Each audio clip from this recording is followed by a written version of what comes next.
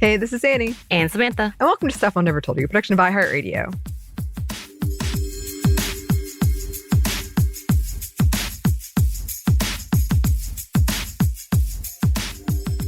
And welcome once again to SMNTY Fiction, which is something we do once a month.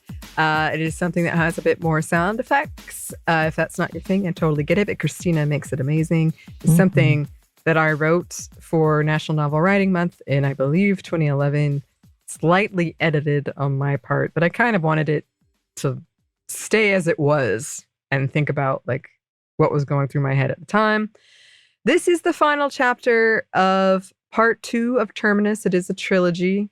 Part 2 is called Big Things Start Small, but I thought it was going to be too confusing, so I just called it Terminus Part 2. We'll go into Part 3 after this. That one is much shorter. But yeah, I'm really, really excited for this one. A quick content warning.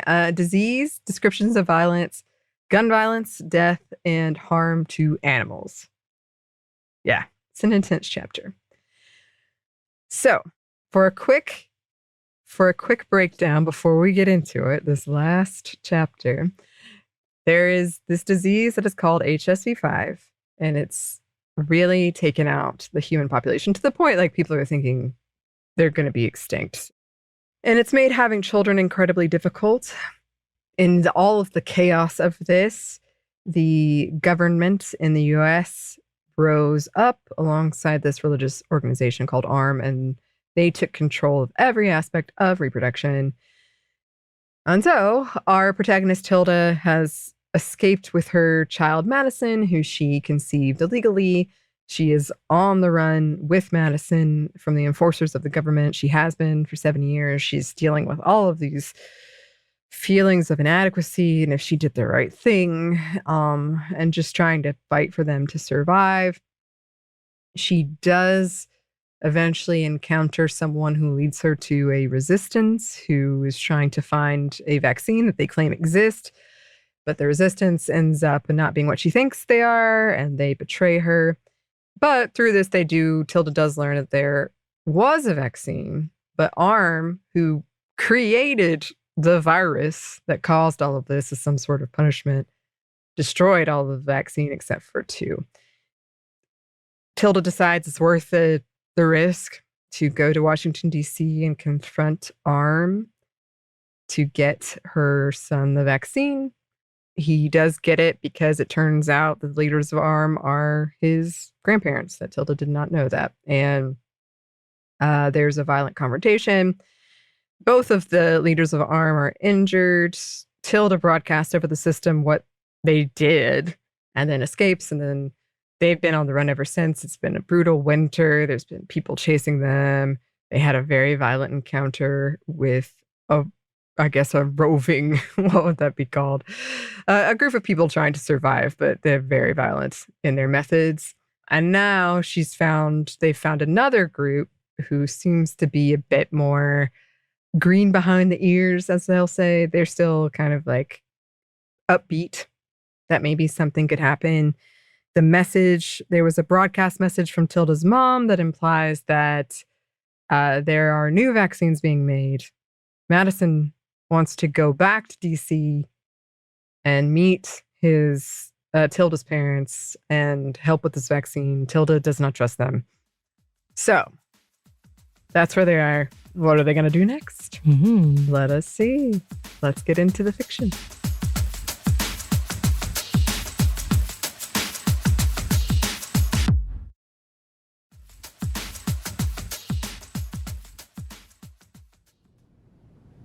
Shock leaked onto Tilda's face, and the barrel of the gun lowered in her surprise, but she jerked it back up when the man took the tiniest of steps closer.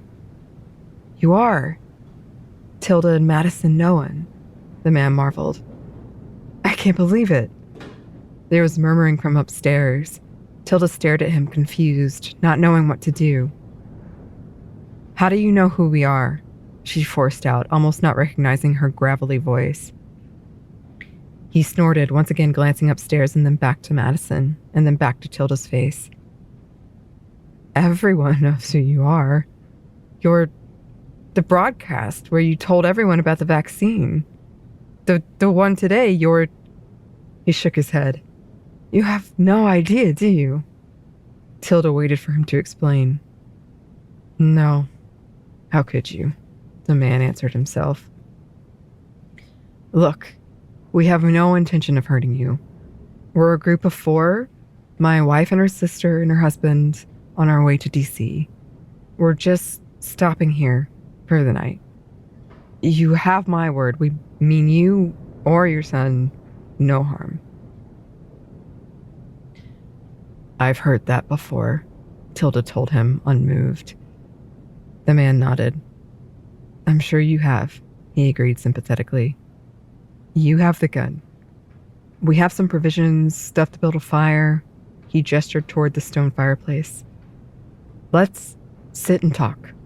I don't know how else to make you trust us. He looked once again upstairs as if for help. Tilda stood paralyzed with indecision. Something in her did trust this man, or about as much as she could of a stranger. She didn't get the sense he was trying to cause her or her son harm. Keep your distance, she commanded. All of you. She half lowered her gun. He nodded, waving down the people upstairs. Tilda heard their cautious footsteps a moment later. I'll just get started making the fire, all right? Tilda realized he was asking her permission. She nodded, and he knelt in front of the fireplace, doing his best, Tilda could tell, not to look back at her. He pulled some wood from a metal crate on the side that Tilda hadn't noticed earlier, or perhaps they'd put their own wood there. 2 women and another man appeared, all similarly dressed, with hiking backpacks that had sleeping bags and pots and pans strapped to the front. They glanced back at Tilda nervously, crowding around their friend and helping him with the fire. The candles in the cellar burnt out just as the orange-yellow light of a fire flared to life, and the crackling burning of wood filled the room. Scout had settled in the far corner. The group of 4 settled warily around the fire, eyeing Tilda, who shouldered her rifle in favor of her smaller handgun. Any wine down there? The second man asked in a would-be jovial voice. Tilda nodded. Hundreds of bottles, she answered, sitting cross-legged on a rug, a small distance away. Madison took a seat slightly behind her. The heat from the fire washed over them, and Tilda almost sighed with the warmth of it. The group took in the handgun clasped loosely in her hands. The first man cleared his throat and clapped his hands together. Tilda tightened her grip on the gun at the sound, and he tensed. So, introductions, he said, his voice high. I'm Fred. This is my wife, Tara. He pointed to a kind-eyed woman with crow's feet and graying hair. Her sister, Hannah, a slim, red-headed woman, waved awkwardly. And her husband, Jason, a broad-shouldered man with a square jaw. He gave her a nod and a smile. We were thinking of cooking up some baked beans and some canned salmon. A regular feast. He laughed humorously, but still jovial. And we'd be happy to share with you. We can also boil some water for coffee, and we have some chocolate squares for dessert. Tilda's mouth watered. Then we can talk. Sound good? Tilda nodded, belatedly realizing she'd never introduced themselves, but it appeared that the group knew who they were anyway. Tilda watched awkwardly as they set to work making dinner, talking quietly amongst themselves, pulling out canned goods, pots, plates, pans, silverware. The benefits of having a group, all equipped with hiking backpacks. Tilda felt like she should offer to help, but also felt it would have been too awkward. Several cans of beans went into a pot. Fred held it over the fire with a gloved hand. The contents of a bottle of water went into another pot, and a few tins of salmon were dumped into a saucepan, the smell filling the air, both in the fire as well. In a few minutes, the meal was done and divided equally on 10 plates. You're lucky. Tara smiled, passing a plate first to Madison and then to her, Tilda tensing painfully. We happen to have 2 extra plates and 2 extra sets of silverware. Madison smiled. Thank you. You're welcome, young man, Tara said warmly. 2 mugs of coffee were also passed their way. Tilda balanced the gun on her thigh, the plate on the other, her eyes darting around from person to person. For a couple of moments they ate silently, savoring the warm, salty food and the coffee, which warmed Tilda's aggravated throat. Jason was the first to breach the silence, addressing Tilda. I couldn't help but notice your face is quite swollen. He pointed with his fork. And your throat is bruised. Are you injured elsewhere? For some reason, Tilda flushed at the attention, struggling with a mouthful of beans. She shook her head. What happened? Hannah asked, her wide eyes surveying the damage. Tilda shrugged, but then scolded herself, telling herself that these people were sharing limited rations with her and her son when they absolutely did not have to, in a world of rapidly dwindling rations. Her eyes slid to Fred. I told you. I've heard before that someone meant us no harm. He was a liar. And now he's dead, an unbidden voice added in the back of her mind. She hunched her shoulders, imagining that they could see her for the killer that she was. She felt Madison tense beside her as well. Fred whistled. You weren't kidding. Tilda could tell that they wanted to probe but refrained. She appreciated it. Thank you. For the food, she offered gruffly, her throat twinging. Whew, that sounds painful. Tara sympathized. You're welcome, Fred picked up, shooting his wife an exasperated but fond look. He switched gears. We're on our way to D.C. to see about this vaccine and the provisional government. There's just not much left out here. Tilda could tell he wanted her to elaborate on her plans, but she didn't. You were there, Jason asked, in D.C. Tilda relented, nodding, figuring that they knew the answer to that already. Why? Tilda turned to look at Madison against her will. He stared back at her, his eyes open books in the dancing orange light of the fire. I was looking for a vaccine. How'd you know? That arm had one. Tilda looked back at Hannah. It felt so far away, all of it. It's a long story, she admitted ruefully. I didn't know they had one.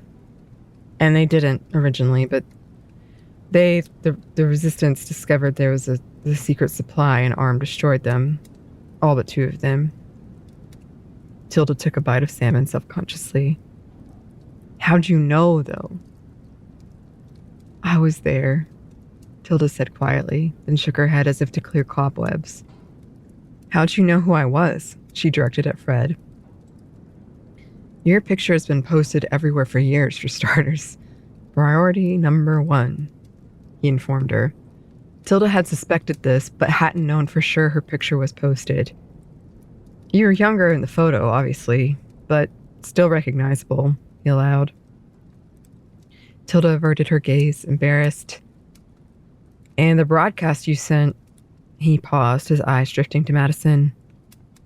I don't think you realize everyone knows who you are. His eyes landed back on Tilda. You're sort of a hero. He said this without any guile. Tilda blinked. Jason chuckled at the look on her face and she shook her head, not believing. You are, Fred reiterated. That broadcast, it gave us hope. You stood up to arm. You gave the human race a second chance. No, I didn't. Tilda disagreed, taking a sip of coffee. I was just doing what I thought was best for my son. Fred granted her this with a bow of his head. And in doing so, you gave us hope. Seriously, you're like worshipped in some circles, Jason added, a smile on his voice. Tilda shook her head, sure they were playing with her. What happened that led up to the broadcast, if you don't mind me asking? Tilda scraped up the last of her beans, giving them the abridged version, leaving out the truth of Madison's parentage. They all listened attentively, sipping at their coffee, all the plates cleaned. Madison sipped at his coffee too, making a face after every swallow at the bitter taste.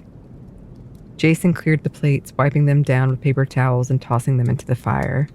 Fred passed out squares of chocolate. That's amazing, Tara murmured. I can't believe you've been on the run since such a young age, managing to avoid the enforcers and to break into ARM headquarters and escape. Her hands went to her heart. It's rough out there, Jason added. I can't believe you have managed to make it all these years and with a kid, no less. We've only been on the road a week or so and well, it's been an eye-opener. We thought we were prepared, but we've struggled. That explained why they were so willing to share their rations. A couple more weeks on the road and they would not be so willing, Tilda thought, as she guiltily nibbled at the corner of her chocolate square. She thought about offering them tips, but decided against it. There was nothing she could offer them that wasn't common sense. Like with most things, it just came with experience. So she shrugged. You do what you have to. The gun felt heavy in her lap. Fred laced his fingers together, leaning forward. If you don't mind me asking, where are you heading? Tilda did mind him asking. She answered the question he was really asking. We're not going to D.C. You're not? Hannah repeated, surprised. But after the broadcast from your mother today, she trailed off, looking at Tara. Tilda just shook her head, once again looking at Madison. It's not safe there. It's not safe out here, Fred responded, waving a hand at her face. For some reason, Tilda suddenly felt like bursting into tears and exclaiming, it's not safe anywhere, in an overly dramatic fashion. But she didn't. We've run in with the resistance before. They didn't give me much in the way of trusting them. If something convinces me that's changed, then maybe I'll change my mind. She justified her decision quietly, not as satisfying as her melodramatic breakdown would have been. I'm sure you're aware, Fred began slowly. People are looking for you. Other sects of people. Tilda almost laughed. When were people not looking for them? Tara seemed to share her thoughts. Honey, they've managed to not get caught for 8 years. There are more people looking for them now, Fred argued. Now that can be true, could it? Had her broadcast had a bigger impact than the old priority number 1 messages? The man broke off, rubbing a hand over his beanied head. I just don't want anything to happen to you, or your son. You could travel with us, you'd be safer in a group. He stopped at Tilda's immediate shake of her head. Fred, she knows living in this new, wild world better than we do, Tara reminded him gently. There was an uncomfortable silence. Tara turned her gaze to Madison. Did you enjoy the chocolate? Madison nodded shyly. Been a long time since I've seen someone so small, Jason said good-naturedly. I wish I was taller, to reach things better, Madison said, adorably, in Tilda's opinion. Don't worry, little man. Big things start small. They all turned to stare into the fire, each lost in their own loud thoughts. We should get some sleep, Fred said, defeated. Tilda clutched at the gun again reflexively. The look he gave her was one brimming with pity, and Tilda felt an answering swell of annoyance.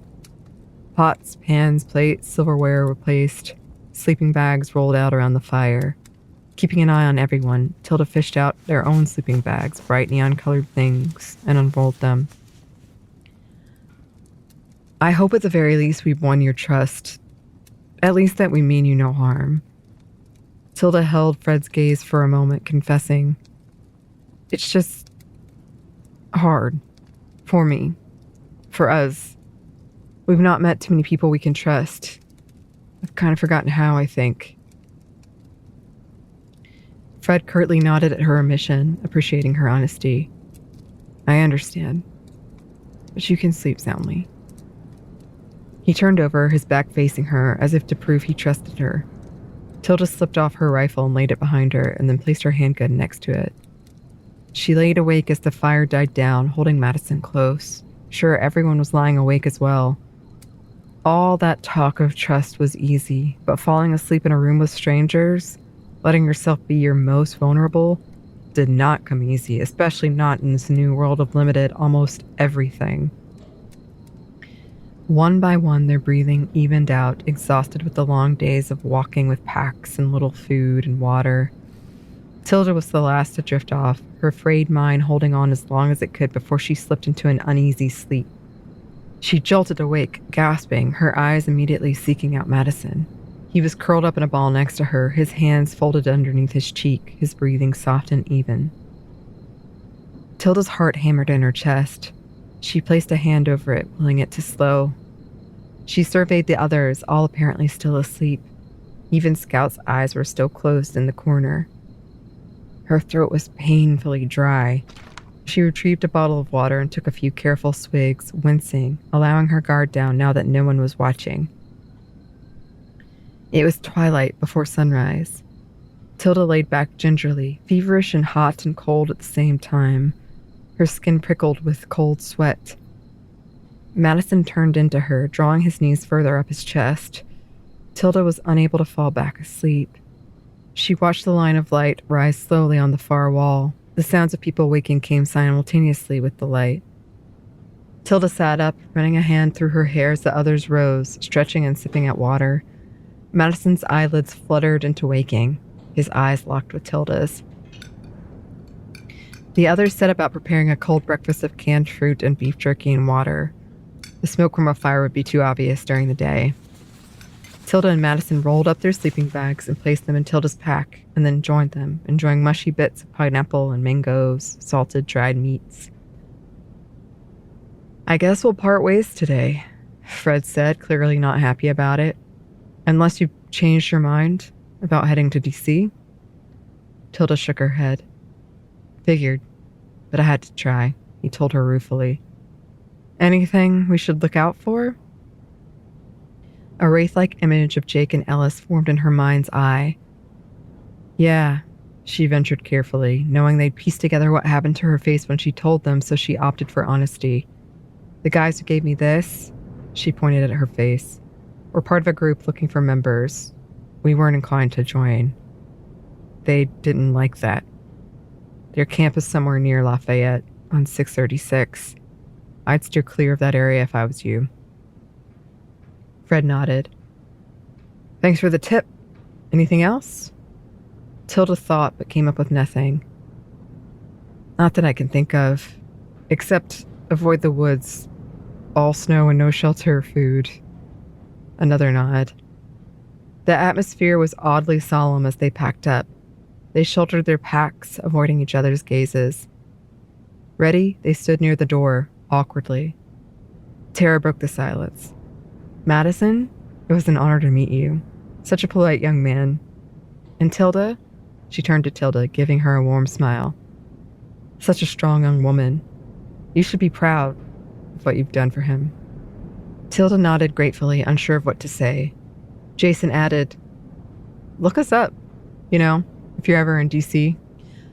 Fred nodded in agreement, and Hannah echoed Tilda's mother's words. "Be safe out there." "You too," Tilda said tightly. A round of stilted nods, and the group of four left, Madison and Tilda watching. Tilda waited until they were out of sight before checking on Scout, letting her drink some water from her cupped hands and then feeding her a few pellets. Within minutes, they were back on the road, trekking down the steep hill and taking a right at the end of it. Tilda could just make out the silhouettes of their recent camping partners in the other direction. She hoisted her rifle further up her shoulder subconsciously. They were nice. Tilda almost laughed aloud at the domesticity and banality of the comment. For several hours, they continued with little affair down 603, the river snaking along next to them, much quieter today, whispering over sand and rocks. Tilda found herself wondering about the group they'd encountered, hoping that they'd make it safely to DC, that maybe they would meet again someday. The sun was directly overhead when Tilda heard it, a dull rumbling that she at first mistook for thunder, but it was too continuous. She'd heard something like it before, she just couldn't place it. There was a loud crack, a whizzing. Scout screamed, dropping heavily to her knees, trying feebly to right herself. Dark red blood was cascading down the horse's flank. She'd been shot. Madison shouted in horror. Tilda extracted herself with some effort from the horse's back, just barely managing to avoid the horse's flailing legs. She grabbed Madison, pulling him to his feet.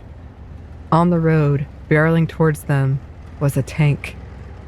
Tilda looked back at Scout, her heart swelling with guilt, and then jerked her eyes away, running toward the tree line. Out of the corner of her eye, she saw something fast approaching. The butt of a gun, presumably the one that had killed Scout. Something heavy rammed into her side, winding her and knocking her from her feet. She lost her grip on Madison's hand. She blinked away red spots, reaching for her gun, but a black boot stomped on her wrist. She screamed and then instinctively kicked up. The man gasped in pain. Tilda cradled her hand to her chest, reaching again for her gun, the tank growing larger and larger as it closed in. Strong hands clamped around her arms and yanked her to her feet. She looked into eyes filled with rage, the color of steel, a man in army fatigues, bulky with muscle. Another man appeared from behind him, grabbing Madison, who fought wildly. Panicked, Tilda kicked out again, but got little reaction other than frustration. A fist collided with her face. Tilda heard something crack, a spray of blood spewing past her lips. She almost blacked out, but her worry for Madison kept her tethered to the here and now, as awful as the here and now may be. Madison was crying. The tank rolled to a stop. We found them. Tilda was able to make out through a haze of pain. Tilda's rifle had been picked up by the man holding Madison, but her handgun was still in the waistband of her jeans. With what little mobility she had, she slowly reached behind her, unable to make sense of the conversation going on around her. She closed her hand around the grip, slid it free. She felt as though time had slowed. She swung it around, aimed the barrel at the man's guts, and pulled the trigger.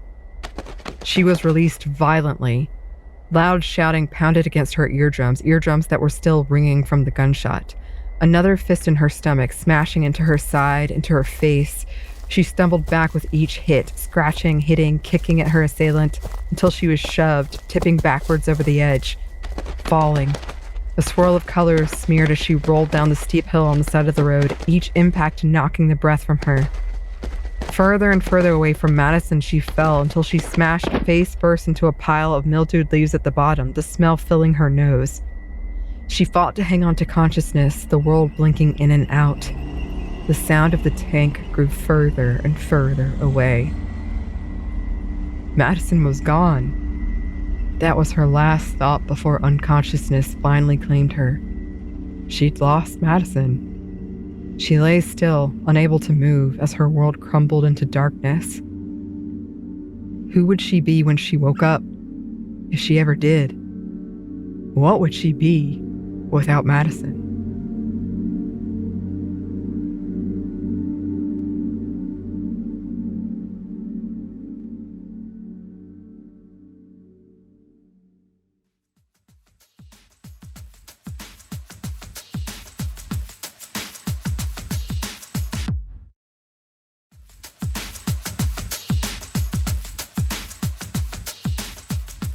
And that brings us to the end of part 2 of Terminus. Yeah, it's a cliffhanger. And this was something that, if you've ever done something similar to National Novel Writing Month, a lot of times you're just writing whatever comes to mind and if I can get the words on the page. This was not the ending I was planning, but I thought it was interesting when I wrote it, in terms of now Tilda has lost Madison. And what does she do? What does she do now? Who is she now? And that question of identity, when you are so used to defining it in one way, what does that look like? And what is she going to do now? And especially looking back at their sort of probably over the top, but prophetic dreams that they were both having. Well, we'll see. Because yes, part 3 will come soon, and that one is a much quicker punch in the gut. in the best way. Oh, okay. I hope. Well, I hope. Well, tune in to find out. In the meantime, as always, I love hearing from people about this. Thanks to Christina, who continually makes these happen. If you have any suggestions for anything we can do in this realm, we would love to hear from you. You can email us at stephanieandmomstuff@iheartmedia.com. You can find us on Twitter at Momstuff Podcast or on Instagram and TikTok at Stuff Mom Never Told You. We're also on YouTube. We have a TeePublic store and we have a book you can get wherever you get your books. Thanks as always to, yes, our super producer Christina, executive producer Maya, and our contributor Joey. Thank you. And thanks to you for listening. Stuff I Never Told You is a production of iHeartRadio. For more podcasts from iHeartRadio, you can check out the iHeartRadio app, Apple Podcasts, or wherever you listen to your favorite shows.